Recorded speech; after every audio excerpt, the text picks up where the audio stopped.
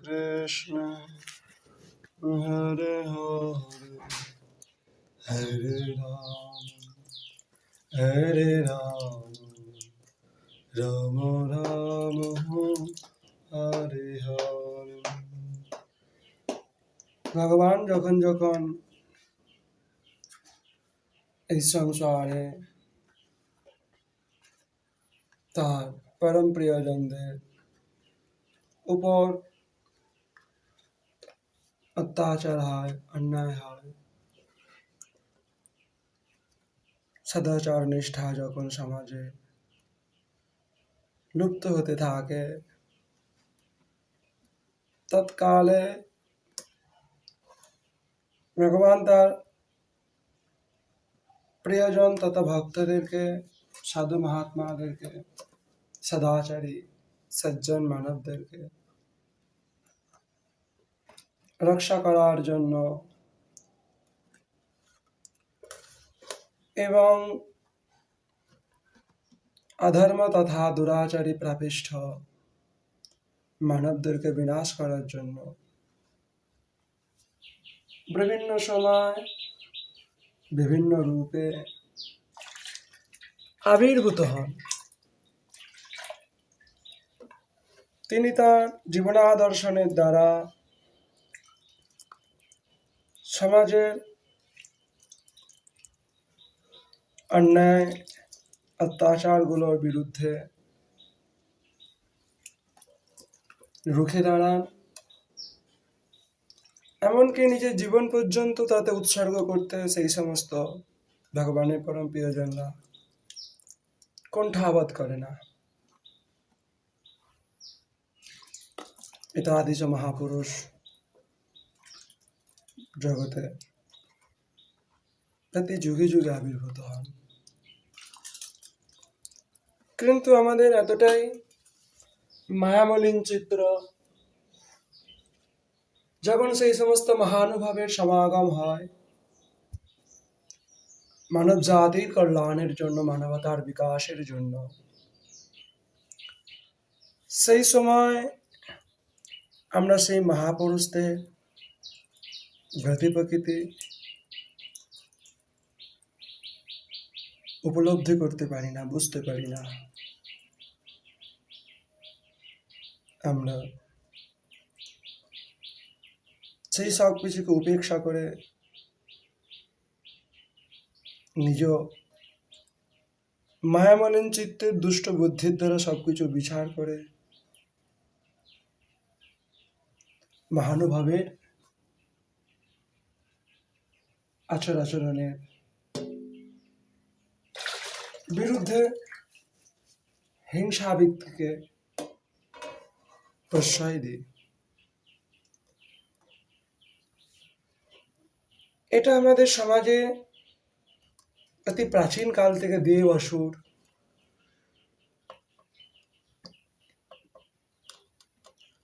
সত্য মিথ্যা, ন্যায় অন্যায় পরম্পরায় চলে আসছে। কিন্তু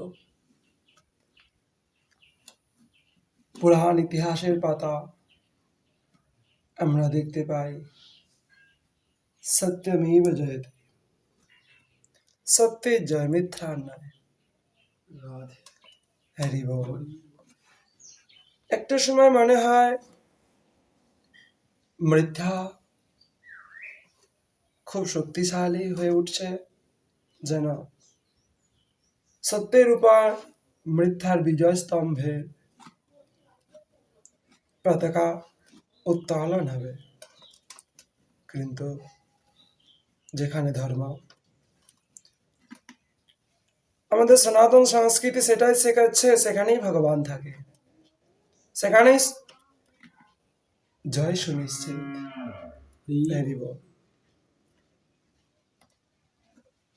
অন্যায় যতই বলবান হোক না কেন, মিথ্যা যতই বলবান হোক না কেন, সত্যকে কিঞ্চিত সময় হয়তো কিছুটা দমন করে রাখতে পারে, কিন্তু বিনাশ করতে পারে না। জয় কিন্তু সত্যেরই হয়। এটাই আমাদের প্রাচীন সনাতনীয় সংস্কৃতির পরম্পরা।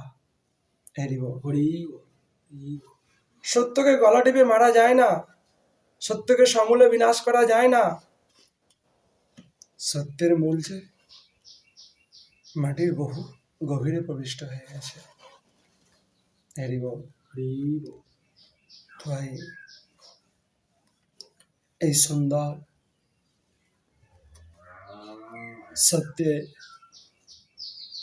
ধর্মের ভূমিতে জন্ম লাভ করে আজ আমরা যাহারা অর্থের লালসায়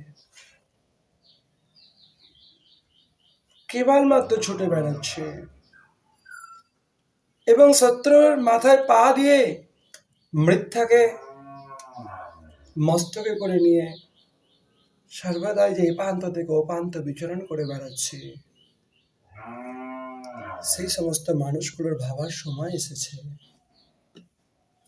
নিজেদেরকে দেখার সময় এসেছে যে আমরা একটা সময় হয়তো বহু কোটি লক্ষ টাকা উপার্জন করি ব্যক্তি হয়ে উঠব, বহু ধন সম্পত্তিতে সমৃদ্ধশালী হয়ে উঠব, দৈহিক ভোগ সুখের কোনো অভাব থাকবে না,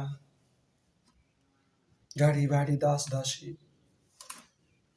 এইসবে প্রাচুর্য থাকবে। কিন্তু আমাদের তৃতীয় চক্ষু খুলে একটি বার দেখতে হবে আমাদের। আমরা 10 বছর 20 বছর পরের ভবিষ্যতের কথা আমরা চিন্তা করছি, আমরা 70-80 বছর এই দেহ ত্যাগের পর যে ভবিষ্যৎ, সেইটির দিকে একটি বার আমরা তাকাবো না। আমাদের সেই তৃতীয় চক্ষু সাথে স্বাস্থ্য বোধ, স্বাস্থ্য জ্ঞান, শাস্ত্রীয় ভাবনা, এ তো পশুর জন্য নয়, এ তো মানব জাতির জন্য। মানব জাতিতে সমাগত হয়ে যদি সেই তৃতীয় চক্ষু উন্মিলন না করি, অর্থাৎ না খুলি, তৃতীয় চক্ষু যদি বুঝিয়েই রাখি, তাহলে বনে বিচরণ করতে থাকা ওই বিপদ চতুষ্পদ জীবগুলির সঙ্গে এই মনুষ্য দেহধারী জীবটির কোনো পার্থক্য আমরা খুঁজে পাবো না। পশু আহার বিহার নিদ্রা ভয় মৈথুন, এই পঞ্চধর্মে নিজের জীবন উৎসর্গ করে দেয়। তাদের মধ্যে বিশেষ যে ধর্ম,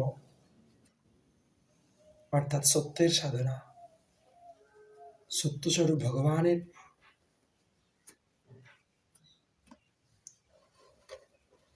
যে নীতি আদর্শ, তাহাতে জীবন উৎসর্গ না করা,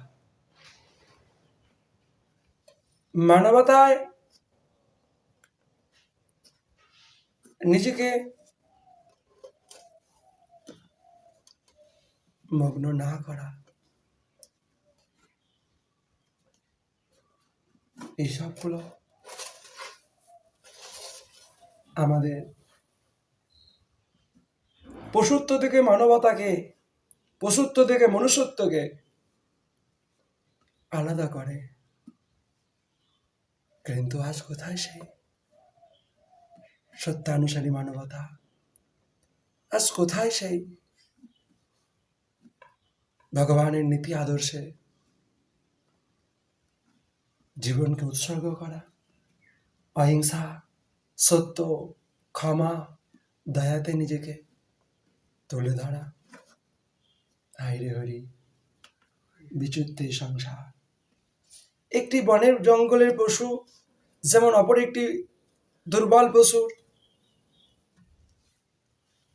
পশ্চাতে ছুটতে ছুটতে নিজ স্বার্থ চরিতার্থ করার চিন্তায় সর্বদাই ব্যস্ত থাকে, আমরাও সেইরূপ সকাল থেকে রাত্রি পর্যন্ত এই সংসার, এটা জঙ্গল, ইহা সংসার নয়। কারণ আমরা সেই পশুর নেই, ছুটে বেড়াচ্ছি সকাল থেকে রাত্রি পর্যন্ত আরেকটি জীবকে কিভাবে প্রতারিত করে ওই হিংস্র জঙ্গলের পশুদের মতো নিজ স্বার্থ চরিতার্থ করবো। ইহা ভগবান বলছে, আপনার পিতা বলছে, যে পিতা আপনার জন্ম দিল সেই পিতা তো আপনার শেখালো না, আর যদিও বা শেখায় আপনার চিত্তে তাহা পরিস্ফুট হলো না। কিন্তু জগৎ পিতা পরম পিতা ভগবান শ্রীকৃষ্ণ চন্দ্র তিনি স্বাস্থ্য আকারে জগতে বিচরণ করছেন, আপনার কল্যাণের জন্য 24টা ঘন্টায় সাধু মহাত্মা রূপে তিনি আচরণ করে দেখিয়ে দিচ্ছেন। তথাপি আমরা সেই পরম পিতার দিব্য লীলা আমরা ধারণ করতে পারছি না। হ্যাঁ, জগতে আপনার মনে হতে পারে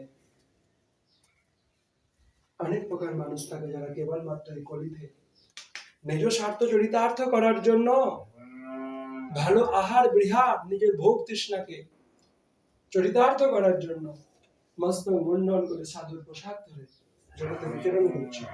তার মানে এই নয় যে সাধুত্বটা খারাপ, সেই সাধুর পোশাক ধরে সেই ব্যক্তিটা খারাপ, কিন্তু সাধুত্ব তার মধ্যে নাই। তাকে দেখে আর সাধুত্বকে বিচার করলে তো নিজের জীবনের লাভ উঠবে না। তাই বুদ্ধিমান জীব মানুষ সকল জীব অপেক্ষা আমাদের সেই বুদ্ধি মধ্যে কোথায় পরিস্ফুট হচ্ছে যে আমরা এই সংসারে এই মনুষ্য জাতিতে জন্মগ্রহণ করেছি কারণ আত্ম তথা নিজের কল্যাণের জন্য, নিজের উদ্ধারের জন্য। জগতে এইরকম এই সংসারকে, যে সংসারকে আজ ভোগ করছি, এই সংসারকে এই দেহ লাভের পূর্বেও আমি বহুবার, একবার দুবার নয় 84 বার এই সংসারকেই ভোগ করেছি বিভিন্ন দেহে। যখন যে দেহের মধ্যে প্রবিষ্ট হই, ভগবানের কৃপা এতটাই বলবান, যখন যে দেহের মধ্যে প্রবিষ্ট হই ভগবানের মায়া এতটাই বলবান যে আমরা বুঝতেই পারি না যে সংসারকেই আমি এখন যে ভোগ করছি এর পূর্বেও ভোগ করেছি।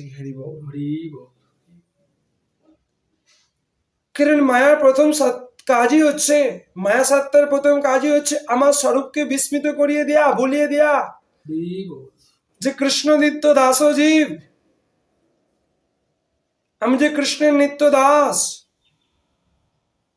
বেদের পাতা উল্টে দেখুন, পুরাণের পাতা উল্টে দেখুন, গীতা ভাগবতের পাতা উল্টে দেখুন, আমাদের সনাতন সংস্কৃতি আমাদেরকে শিক্ষা দেয় আত্মতত্ত্ববোধে। আমাদেরকে সংযমের মধ্য দিয়ে জীবনকে মঙ্গলের রাস্তায়, কল্যাণের রাস্তায়, আনন্দের রাস্তায় নিয়ে যাওয়ার বিধান দেয় স্বাস্থ্যকাররা স্বাস্থ্যের মধ্যে। কিন্তু আমরা স্বাস্থ্যের প্রকৃত ব্যাখ্যা নিজেরা করতে না পারি, অপরের চরণে গিয়ে বসে সেই সমস্ত সাধুত্বহীন সাধুর পোশাকধারী ওই ভোগীগুলোর কাছে অপব্যাখ্যা শ্রবণ করতে করতে ধর্মের উপর বৃত্তিস্নান ইহা তো আমাদের মনুষ্য জীবনে বাঞ্ছনীয় নয়, ইহা তো মনুষ্যত্বের বাঞ্ছনীয় নয়। তাই কৃষ্ণ নিত্য দাস ইহা আমাকে ভুলিয়ে দেয় এই মায়া, তারপরে আমাকে অন্য জায়গায় গিয়ে ফেলে দেয়।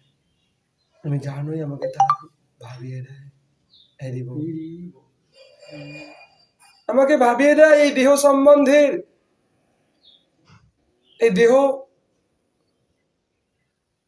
সুখের চিন্তন গুলো। এই করতে করতে প্রতিটি সম্বন্ধের বন্ধনে বদ্ধ হয়ে দেহ শোককে প্রশ্রয় দিয়ে ছুটতে ছুটতে আমরা মাদুর ফেলে একটা সময় খাট, সেই খাট ফেলে আরো দামি খাট, একটা সময় ছোট্ট কুঁড়ে ঘর, তা ফেলে দিয়ে একটু ছাদ, এখন তা ফেলে দিয়ে রাজপ্রাসাদ। আমাদের এই রুচি, এই মায়ার দিকে, এই রুচিটা যদি আমাদের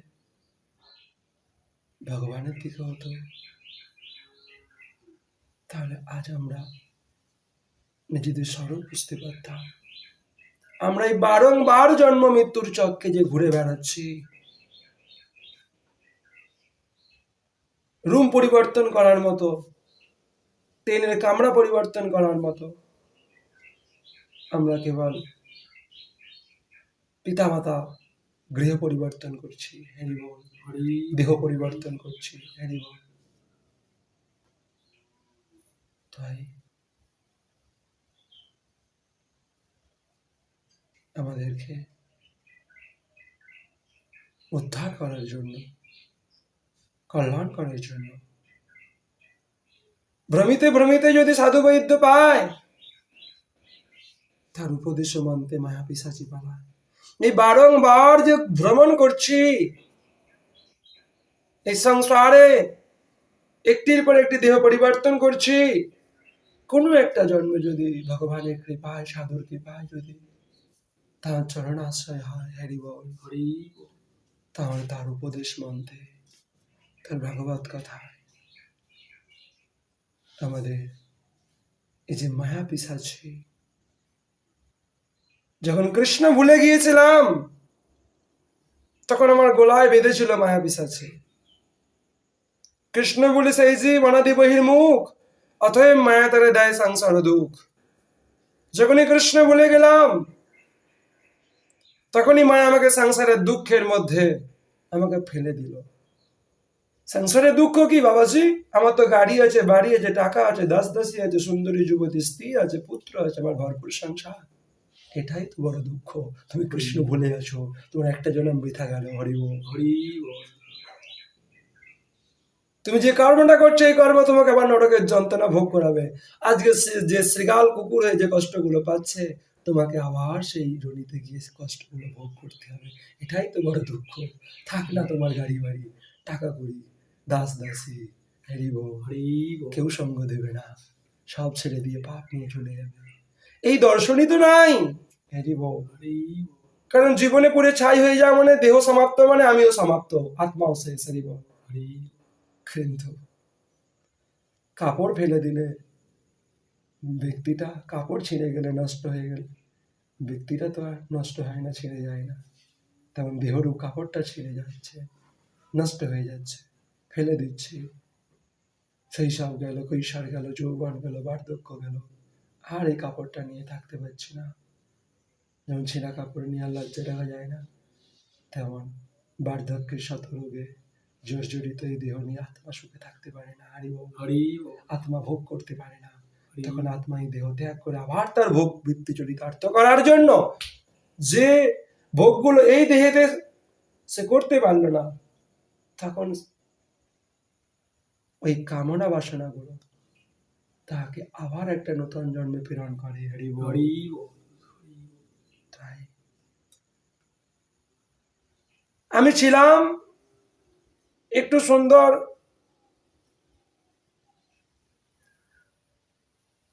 আঞ্চলিক একটা গ্রামে, সেখান থেকে যদি আমাকে ফুটপাতের ধারে থাকতে হয়, নর্দমা ড্রেনের ধারে থাকতে হয়, সেটা কি বেশি বাঞ্ছনীয় হবে? নাকি আমি যেখানে ছিলাম তার থেকে সুন্দর একটা যদি হাই সোসাইটিতে যাই, সেটা বেশি বাঞ্ছনীয় হবে? হরি বল, হরি বল। তাই আমরা আজ যেখান থেকে এসেছি, সেই পশু পক্ষী কীটা আদি জনি থেকে এসেছি, সেই নর্দমার ধার থেকে, নর্দমা থেকে উঠে এসেছি। হরি বল, হরি বল। কত না ভোগ করেছি, কষ্ট। আজ যদি মনুষ্যকুলে এসেও যদি আরো সুন্দর একটা জায়গায় যাওয়ার চেষ্টা না করি, তাহলে আমাকে কি বুদ্ধিমান বলা যায়? হরি বল। হরি বল। তাই সাধু বৈষ্ণবের কৃপায় কৃষ্ণ ভুলে যে মায়া পিশাচের গলায় বাঁধল, তিনি সেই বাঁধন খুলে দেয়। হরি বল। হরি বল। তিনি চিনিয়ে দেয় আমাদেরকে যে আমরা ভগবানেরই সন্তান, আমাদের গৃহে প্রত্যাবর্তন করতে হবে, গৃহে ফিরে যেতে হবে। তিনি মাতা, তিনি পিতা, তিনি পরম সম্পদ। তার একমাত্র উপায় কলিকালে জীবে দয়া কৃষ্ণ নাম সর্বধর্মসার। হরি বল। হরি বল। কলিকালে আপনার তপস্যা করতে হবে না, আপনার যজ্ঞ করতে হবে না, আপনার শাস্ত্রের পাতা উল্টে জ্ঞান সাধনায় লিপ্ত হতে হবে না। কেবলমাত্র আপনি একটা ভীত সন্তুষ্ট জীব যে বাঁচতে চাইছে, সেই নিরপরাধ জীবকে হিংসা না করে তাকে আশ্বস্ত বাণী শোনান, অভয় বাণী শোনান। একটা ভীত সন্তুষ্ট জীবকে সান্ত্বনা দিয়ে, অভয় দিয়ে বা সেই দুর্যোগ সংকটপূর্ণ পরিস্থিতি কাটিয়ে তাকে মঙ্গলের রাস্তা, আনন্দের রাস্তায় তুলে আনুন। হরি বল। হরি বল। এই অভয় দানই হচ্ছে শ্রেষ্ঠ দান। তাই মহাপুরুষগণ আমাদেরকে সেই অভয় দান করে গেছে। ভাই নেই, ভাই নেই, তোমরা এগিয়ে চলো ধর্মপথে। তারা সামনে থেকে সেই ভগবানের নাম ভজন করানোর জন্য নিজের জীবনকে উৎসর্গ করে দিয়েছে। হরি বল। হরি বল। ভগবানের নাম করতে গেলে কত বাধা বিপত্তি আসবে এই সমাজে, কারণ সমাজ আজ বহু অধর্মে পরিপূর্ণ হয়ে গেছে। অধার্মিক, ভ্রষ্টাচারী, দুরাচারী, পাষণ্ডী মানবগুলো রোষের মুখে পড়তে হবে, ক্রোধের মুখে পড়তে হবে। কিন্তু সেই সমস্ত মহাত্মাগণ, মহাপুরুষগণ জীবদের সামনে থেকে নেতৃত্ব দিয়ে এগিয়ে নিয়ে যায় সত্যের পথে, কল্যাণের পথে, মঙ্গলের পথে। হরি বল। হরি বল। তাই সেই সমস্ত মহাত্মাদের চরণাশ্রয় করে যদি তাহাদের পদাঙ্ক অনুসরণ করে না যদি এগিয়ে যেতে পারি, তাহলে মনুষ্য কুলে এসে আমার জন্ম বৃথা হবে। হরি বল। হরি বল। ভগবান কৃপা করলো, ভালো মন্দ বোঝার জন্য একটি সুন্দর মনুষ্য দেহ দিল। আমরা সেই মহানুভাবে সেই মহাপুরুষদের পদাঙ্ক অনুসরণ না করে আমরা শয়তানদের পদাঙ্ক অনুসরণ করে আমরা নরকের দরজার দিকে এগিয়ে যাচ্ছি। রাধে রাধে। রাধে রাধে রাধে। তাই আর নিজের জীবনে একটি মুহূর্ত নষ্ট না করে সেই সমস্ত সত্যানুসারী মহানুভবদের পদাঙ্ক অনুসরণ করে এগিয়ে চলো। চড়ই বেতি চরণ বই মধুবিন্দতি, জেগে যেতে পারে, সেই পরম আনন্দ লাভ করতে পারে। সংসারে আপনি যেটাকে আনন্দ বলছেন, সুখ বলছেন, ইহা মহাসমুদ্রের এক বিন্দু জল মাত্র। হরি বল। হরি বল। বাকিটা এখন আপনি লাভ করতে পারেননি। তাই উত্তিষ্ঠত জাগ্রত প্রাপ্য বরান নিবেদত ক্ষুরস্য ধরা নিষিত দূরত্বায় দুর্গম পথস্তৎ কবয় বদন্তি। এবার তো উঠুন। আর কত অজ্ঞান নিদ্রায়, কত অন্যায়ের মধ্যে নিজেকে শুয়ে রাখবেন, কত প্রতারণার মধ্যে নিজেকে শুয়ে রাখবেন। হরি বল। হরি বল। এবার তো জাগুন, এবার তো চোখ দুটো খুলুন, শাস্ত্রের চক্ষুটা এবার খুলুন, জ্ঞান চক্ষুটা এবার খুলুন।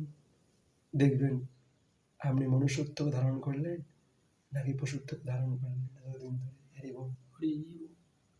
তবে আপনি আপনার লক্ষ্যে এগিয়ে যেতে পারবেন, কিন্তু মনে রাখবেন এই পথ খুব দুর্গম। আপনার নিন্দা, কটু কথা, তিরস্কার, এমনকি আপনার উপর মিথ্যা আরোপ, এমনকি আপনার উপর প্রহার পর্যন্ত করা হতে পারে, হরি বল। হরি বল। কিন্তু ভয় পাবেন না, কৃষ্ণ আপনার সঙ্গে। আপনার দেহটাকে বিনাশ করতে পারবে, কিন্তু আপনার আত্মার কল্যাণকে বিনাশ করতে পারবে না, হরি বল। হরি বল। আপনার আত্মা এই দেহ ত্যাগ করে ঊর্ধ্বগতি প্রাপ্ত হবে। রাধে রাধে। রাধে রাধে রাধে। মানবাত্মা সেই আত্মকল্যাণের দিকেই লক্ষ্য রাখে, তারা দেহ সুখের দিকে লক্ষ্য রেখে তারা সত্যের পথ থেকে মিথ্যার পথ ধারণ করে না। জয় রাধে। জয় রাধে। হরে কৃষ্ণ হরে কৃষ্ণ